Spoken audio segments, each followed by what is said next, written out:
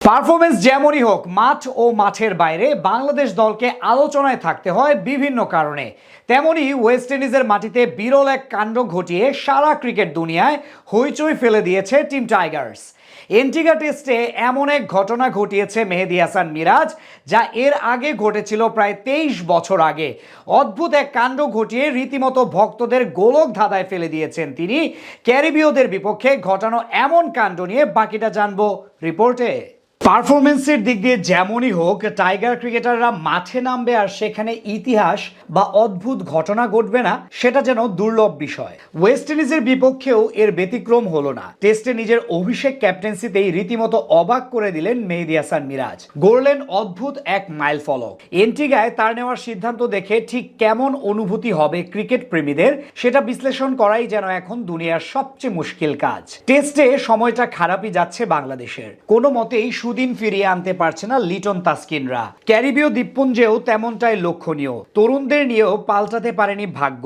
যদিও প্রথম ইনিংসে বোলারদের পারফরমেন্স কিছুটা হলেও স্বস্তি দিয়েছিল, বিপরীতে ব্যাটারদের অবস্থা যাচ্ছে তাই। ওপেনিংয়ে জয় ও জাকিরের পর ব্যর্থতার ধারাবাহিকতা বজায় রাখেন লিটন দীপুরা।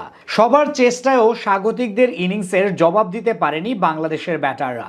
এন্টিগা টেস্টের তৃতীয় দিনের শেষ বেলায় জাকের ও তাইজুলের দৃঢ়তায় কিছুটা মাথা তুলে দাঁড়িয়েছিল টাইগারদের স্কোরবোর্ড। এরপর তাসকিন আহমেদ ও শরীফুল ইসলামের চেষ্টায় 269 রানে 9 উইকেট হারিয়ে দিন পার করে বাংলাদেশ। কিন্তু পরের দিন সকালেই ঘটে চমকপ্রদ এক ঘটনা।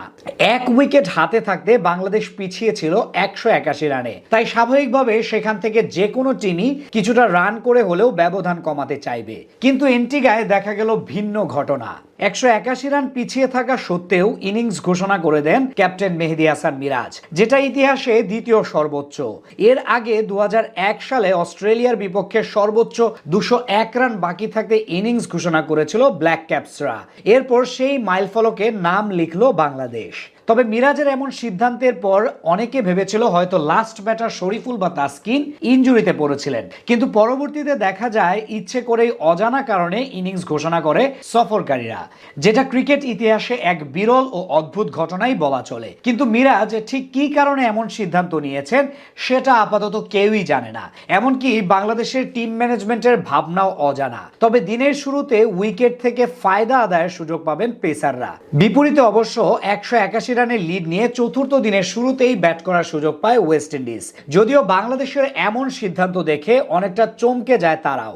এদিন শুরুতে অবশ্য ভালোই বল করা শুরু করেন টাইগার পেসাররা। এর আগে এন্টিগা টেস্টে টস জিতে আগে বল করার সিদ্ধান্ত নিয়েছিল বাংলাদেশ। আগে ব্যাট করতে নেমে মাত্র 25 রানে 2 উইকেট হারিয়ে বিপাকে পড়েছিল স্বাগতিকরা। এরপর মাঝে মাইকেল লুইস ও অ্যালিক অ্যাথানাজের 140 রানের জুটি ব্যবধান গড়ে দেয় দুই দলের মধ্যে। তারা দুজন 90-এর ঘরে ফেরত গেলেও দুর্দান্ত ব্যাটিং করে নিজের প্রথম সেঞ্চুরি তুলে নেন জাস্টিন গ্রিভস। তিনি অপরাজিত থাকেন 115 রান করে, আর ক্যারিবীয়দের ইনিংস থামে 450 রানে। এরপর থেকে উইকেট ব্যাটিং এর জন্য কিছুটা কঠিন হতে থাকে, যার ফলে ভুগতে হয়েছে বাংলাদেশের ব্যাটারদের। কিন্তু তাই বলে এমন সিদ্ধান্ত নিবে সেটা হয়তো কেউই ভেবে দেখেনি।